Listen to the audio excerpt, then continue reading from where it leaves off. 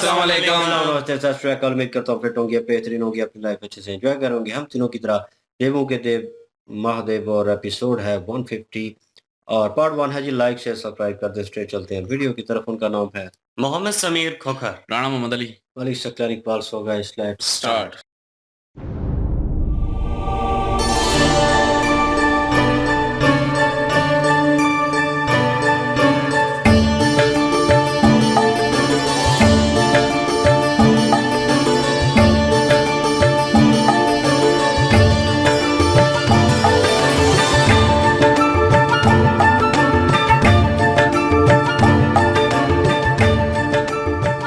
और ये है महाराज का राजमहल। यही वो स्थान है जहाँ राज्य से जुड़े हर छोटे बड़े निर्णय लिए जाते हैं। जब राज दरबार लगता है तब राज्य के सभी प्रमुख व्यक्ति यहाँ उपस्थित होते हैं। और बस बहुत ऊंचा ये राजमहल और ये राज दरबार, ये हमें इन बातों से क्या करना। चलो पार्वती, मैं तुम्हें एक विशेष स्थान पर ले चलती हूँ। विशेष स्थान? कौन सा विशेष स्थान? ऐसा स्थान जिसकी ना तुम्हें कभी कल्पना की होगी, ना कभी देखा होगा। चलो आओ, मैं दिखाती हूँ। महारानी, आपको इस महल में पुनः देखकर हम सब इतने आनंदित हैं कि इसका वर्णन ही नहीं कर सकते। आपके जाने से इस राजमहल की तो मानो शोभा ही जाती रही थी। संसार के नियम अनोखे हैं सुनंदा। कुछ प्राप्त करने के लिए कुछ त्याग भी करने पड़ते। महल की अवस्था देखकर ऐसा ज्ञात ही नहीं होता कि हम इतने वर्षों तक अनुपस्थित थे। सब कुछ भली भांति, सब कुछ व्यवस्थित। इसके लिए हम हृदय से तुम्हारे आभारी हैं सुनंदा। आप मुझे लज्जित कर रही हैं महारानी, ये तो मेरा कर्तव्य है। वैसे आपके साथ राजकुमारी पार्वती को देखकर और भी प्रसन्नता हुई। ऐसा लगा मानो ईश्वर ने इस राजमहल के सूनेपन पर दया करके इसे एक नया जीवन प्रदान किया है। बहुत अच्छी हैं हमारी राजकुमारी। अच्छे अवश्य है सुनंदा, किंतु अभी सांसारिक नियमों से अनभिज्ञ है। इतने वर्षों तक आश्रम में रहने के कारण राजमहल के व्यवहार और शिष्टाचार से परिचित नहीं है। अब ये हमारा उत्तरदायित्व बनता है कि हम उसे हर तरह की सांसारिक शिक्षा प्रदान करें। पाक कला से गृहस्थ जीवन तक हर छोटी बड़ी शिक्षा दें। परंतु महारानी, एक राजकुमारी के लिए पाक कला की शिक्षा, ये तो उनके सेवकों, उनकी दासियों का कार्य हुआ ना? नहीं सुनंदा, राजकुमारी होने के साथ साथ वो एक कन्या भी है। कल वो एक स्त्री होगी और हर स्त्री को, चाहे वो राजकुमारी हो या साधारण स्त्री, गृहस्थ जीवन का बोध होना आवश्यक है। तभी तो वो अपना और अपने कुटुंब का भली भांति ध्यान रख पाएगी। हम आज इसे पार्वती की शिक्षा का प्रारंभ करेंगे। हम पाक कला से शुरुआत करेंगे। तुम रसोई में जाओ और सारी व्यवस्थाएं देख लो। जो आ गया महारानी।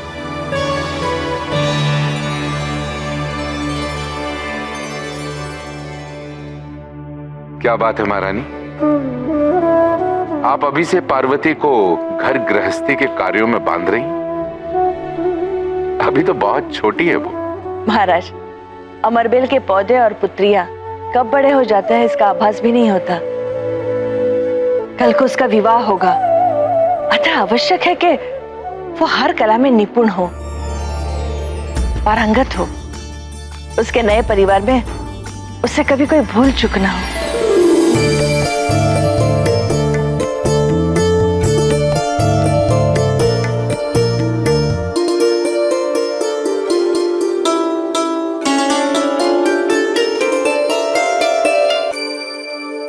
ये देखो पार्वती, हमारे राज्य का सबसे सुंदर स्थान, हमारे हिमालय का साम्राज्य,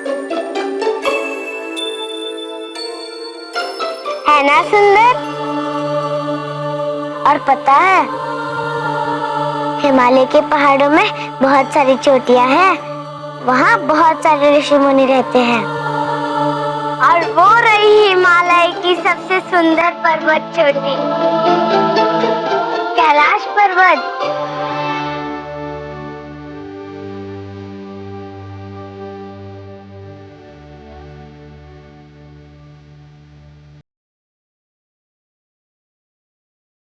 और उत्तर दिशा में अमरनाथ की अद्भुत गुफा है।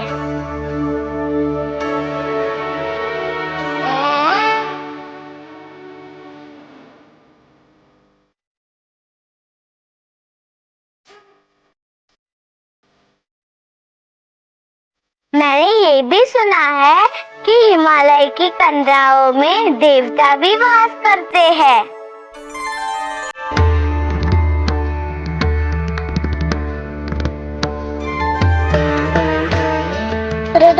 आपने ये तो बता दिया, ये मेरे पति है। तो आपने ये नहीं बता, मैं इन्हें कब और कहाँ देखूंगी?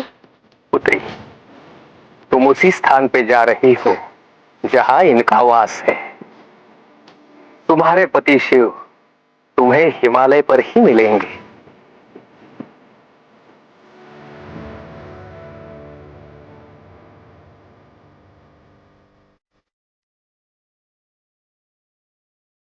पार्वती, कहाँ लुप्त तो गई?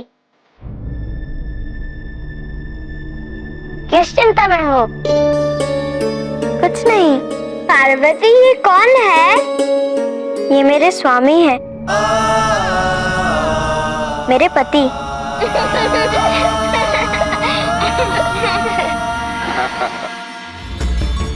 परंतु महारानी, हमारी लाडली के विवाह को तो अभी बहुत समय है।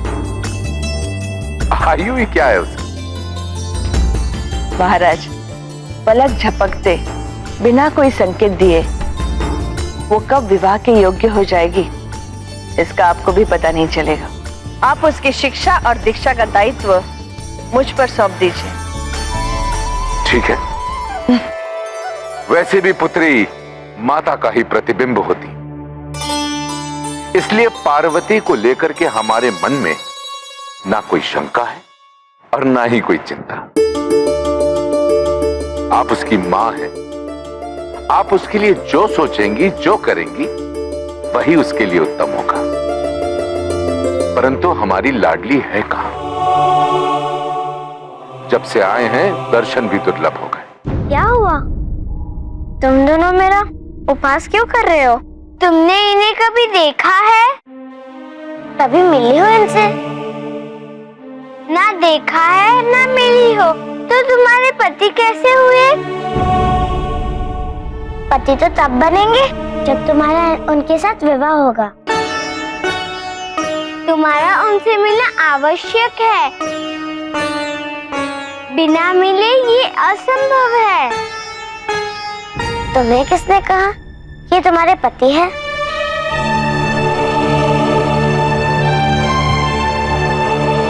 पार्वती, माँ बुला रही है, चलो।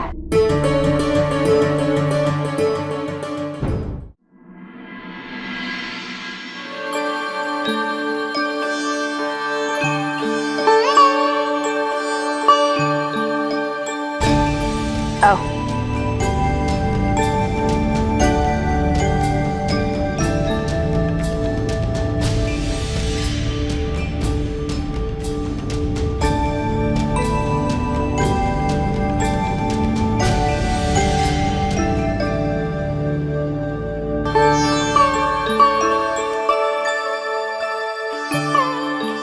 माँ, आप मुझे यहाँ क्यों लेकर आई हैं? वो इसलिए क्योंकि आज मैं तुझे वो कला सिखाऊंगी जो तेरे गृहस्थ जीवन का आधार बनेगी। पाक कला, अर्थात भोजन बनाने की विधियां। भोजन बनाना भी कोई कला होती है? हाँ, जानती है पुत्री, ईश्वर के रची इस सृष्टि में लाखों प्रकार के प्राणी हैं, सूक्ष्म जीवाणु से लेके विशाल पशु तक, किंतु इन सब में मानव ही ऐसा प्राणी है जिसे ईश्वर ने स्वाद अनुभूति की क्षमता दी है। वो इसलिए भोजन हमारे लिए महत्वपूर्ण हो जाता है। पाक कला तो ललित कला है, हर स्त्री को इसमें पारंगत होना चाहिए। वो क्यों माँ? वो इसलिए कि कहते हैं पति के हृदय की राह उसके उदर से होके जाती है। स्वादिष्ट भोजन खाने से तो दुखी मन भी प्रसन्न हो जाता है, और ये सिर्फ घर की स्त्री के हाथ में होता है।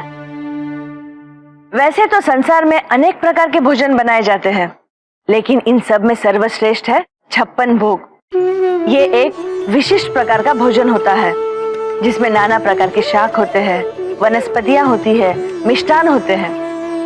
मानव तो मानव, देवता भी इसे प्रसन्नता से ग्रहण करते हैं।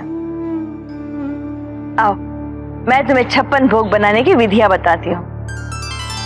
सबसे पहले तो जो है वो अपना उन पार्वती जी की जो सखियां बनी हैं, विजया और जिया जो है वो ले गई हैं दिखाने के लिए, महल को दिखाने के लिए ले गई हैं। और महल का जो एक किस्म का वो हाल है वो दिखाया कि यहाँ पे जो है वो राज्य के सारे फैसले जो हैं वो किए जाते हैं, यहाँ पे निर्णय लिए जाते हैं। और उसी के बारे में जो है इंट्रोडक्शन करवा रही थी एक जो उनकी सखी थी, तो दूसरी सखी कहती है बस करो अब। तो वही वही चीजें बार बार मतलब कि वो बताने की कोशिश कर रही थी कि यहाँ पे ये होता है, वहां पे ये होता है। तो दूसरी सखी जो थी उन्होंने कहा कि चलो आओ, आपको जो है वो एक विशेष जो स्थान है वो दिखाते हैं। तो वो हैरत में पड़ गई पार्वती जी भी, और वो देखने के लिए गए तो वही चीज जो है वो सामने जो है हिमालय की पहाड़ियां थी, और एक जो सबसे ज्यादा बड़ी चोटी थी कैलाश पर्वत, वो उन्होंने दिखाया। तो उनको जो है वो पुरानी एक याद भी आई, जो कि ऋषि दधीची जी के साथ जो है वो पहले तो नहीं हुई, लेकिन बाद में उनको ये था कि ये मुझे कब मिलेंगे और कैसे मिलेंगे, उन्होंने सवाल किया था उनसे।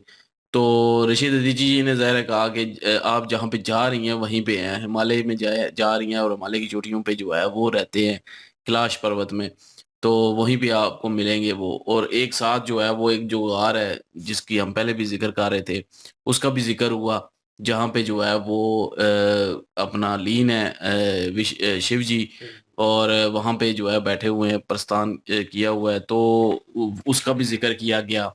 अब हो सकता है कि ये, क्योंकि वो जब उन्होंने बाहर निकाला शिव जी की मूर्ति को, तो उन्होंने पूछा वो ये कौन है, तो इन्होंने कहा कि मेरे पति हैं। तो वो हंस पड़ी थी, वो उनको लगा कि ये वैसे कह रही हैं पार्वती जी। तो उन्होंने कहा कभी आप मिले नहीं है, कभी आपने देखा नहीं है, तो विवाह कैसे हो गया, शादी कैसे होगी, पति कैसे बन गए।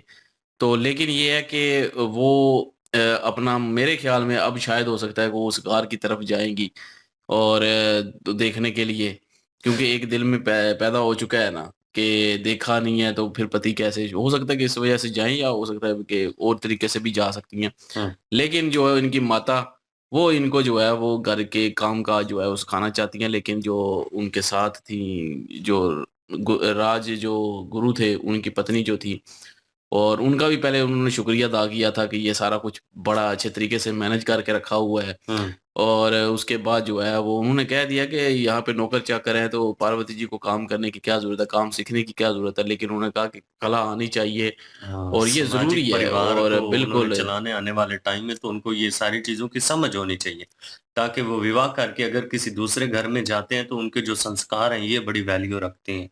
और फिर ये बात आती है कि माता जो है उन्होंने क्या सिखाया अपनी बेटी को, तो बेशक वो राजकुमारी हैं, आगे भी नौकर चाकर होंगे। लेकिन कभी कभी यूं भी होता है कि जहाँ पे राजकुमारी विवाह करके जाती हैं, हो सकता है उनके जो पति हैं वही कभी उन्हें कह दें कि मैं आपके हाथ का कोई खाना खाना चाहता हूँ, या कोई खास दिन हो कि वो अपने पति के लिए कुछ खास चीज बनाना चाहती हूँ।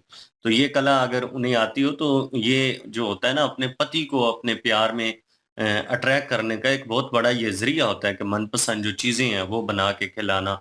ये एक कह लें कि प्रेम का एक हिस्सा है जो कि जरूरी है सीखना। और यहाँ पे पार्वती जी जो है, उन्होंने मिसाल भी दी है हाँ ना कि पति का जो दिल का रास्ता होता है वो पेट से होके जाता है।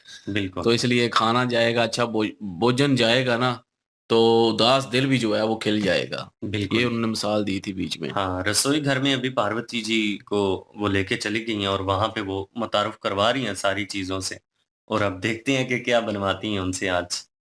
बिल्कुल जी। और एक माता जो है अपनी बेटी को तरबियत देने की कोशिश कर रही हैं घर गृहस्थी के बारे में। वो अपने जो मीनावती हैं वो अपने पति से भी इसी चीज़ की वार्तालाप कर रही थी और बहस कर रही थी। उन्होंने कहा जितने भी कार्य हैं मुझे सौंप दे, उसकी पढ़ाई का हो, उसकी कुछ भी हो, वो मैं देखूंगी। आप जो है इस चीज़ की चिंता ना करें और मुझे सौंप दें। उन्होंने उनको सौंप दिया, लेकिन वो ये भी कह रहे थे कि मतलब कि अभी उम्र नहीं है उसकी शादी की और तुम किन बातों में लग गई। मिसाल उन्होंने अच्छी दी है मीनावती जी ने कि बेल पत्र जो है उसका भी पता नहीं चलता, और बेटियां भी, और क्योंकि वो एकदम से जवान हो जाती हैं आप देखते देखते। तो ये बात भी है। और एक माँ को जो है वो उस चीज़ का है, लेकिन उन्हें उनकी हृदय का जो है वो जो है पता नहीं है पार्वती जी के, क्योंकि उनके हृदय में जो चल रही है चीज़ और वो जो अंदर से सोचती हैं, वो अपनी सखियों के साथ खड़े होके जिस तरह इज़हार कर रही थी, हालाँकि पहली मुलाकात थी उनकी उनसे, और जिस तरह उन्होंने खुले तरीके से इज़हार किया और उन्हें बताया, और उन्हें मूर्ति भी उठाई हुई है। और इस चीज़ को लेकर उन्हें भी आश्चर्य हुआ कि ये मतलब क्या कर रही हैं, ये क्यों सोच रही हैं इस बारे में, और शर्मा भी रही थी, थोड़ा मुस्कुरा भी रही थी इस चीज़ के ऊपर। और लेकिन ये है कि उनकी माता ने उनको आवाज़ दी और रसोई में ले गई और उन्हें उनसे भोजन, ख़ास भोजन जो है वो बनाने का सिखाएँगी उनको। तो लेट्स सी, देखते हैं आगे सिचुएशन कैसी होती है। और वो जो उस गार में वो शिव जी लीन है और उस समाधि की पोज़ीशन में है, और मेरे ख़्याल में भी हो सकता है ये जाएँ, तो वो समाधि से हटे, और ये एक रीज़न हो सकता है। लेट्स सी, देखते हैं नेक्स्ट पार्ट में पता चलेगा। लाइक, शेयर, सब्सक्राइब कर दीजिएगा। इंशाल्लाह मिलते हैं नेक्स्ट वीडियो में। अपना ख्याल रखिएगा, वो भी याद रखिएगा। तब तक के लिए अल्लाह हाफिज़, पीस।